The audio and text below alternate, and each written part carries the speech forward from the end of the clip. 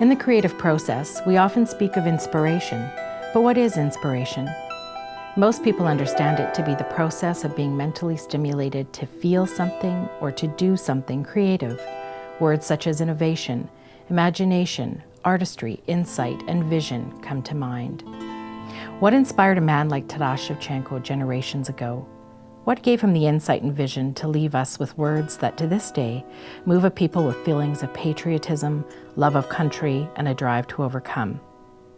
The difficult life of Shevchenko brought forth his deep thought and vision.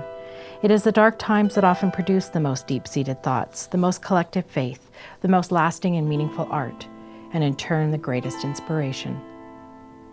Kobzar, Taras Shevchenko's masterful book of poems, is often referred to as his literary monument to freedom, a tome which for generations has played and continues to play a key role in galvanizing the Ukrainian identity. A man inspired by his own lived experience to speak out against the many oppressions holding his beloved country, his beloved culture in chains. A man who inspired Ukrainian Shumka dancers' creative director John Piklik to create a work not about the story of Shevchenko, but about his ultimate vision. Kobzar is a story of hope, told through the power of dance.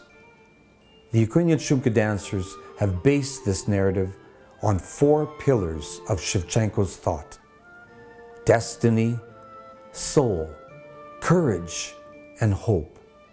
Themes that will explore the timelessness of the bard's expression.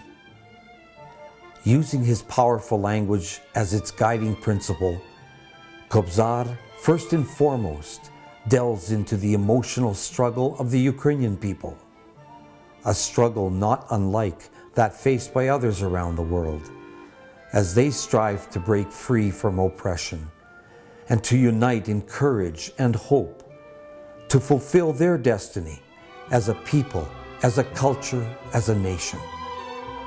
The story itself is very simple. An old Kobzar, in many ways the caretaker of the people's oral history, travels from place to place, sharing insightful stories intended to provide direction and meaning to the lives he touches.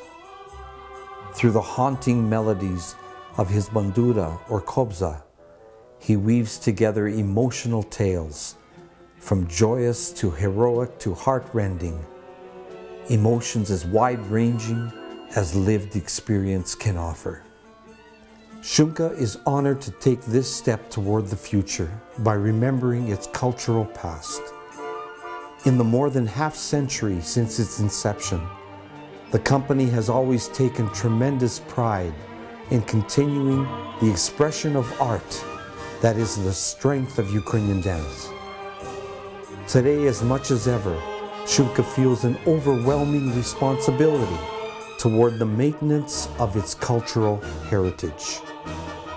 Shumka has the representative voice that is able to speak loudly and clearly, not only to its own audience, but to all human beings who understand the power that art wields to overcome oppression of any kind. Kobzar is truly Shumka's expression of transcendent hope. Коли ви питаєте про Шевченка і питають творчість Шевченка, справа ж не в тому, що він поет. Він, як кажуть, від Бога складова така якоїсь національної свідомості, національного існування. Шевченко не тільки поет, бо це як Божий дух і людський дух. Я знаходжуся зараз в самому центрі Києва, біля пам'ятника Тарасу Шевченка не випадково. Зразу за пам'ятником ми можемо бачити будинок, де я народився багато років тому назад. Я піднімався до Тараса, і Тарас мені теж вважався якимось таким могутнім велетнем, і він таким і залишився для мене на все життя.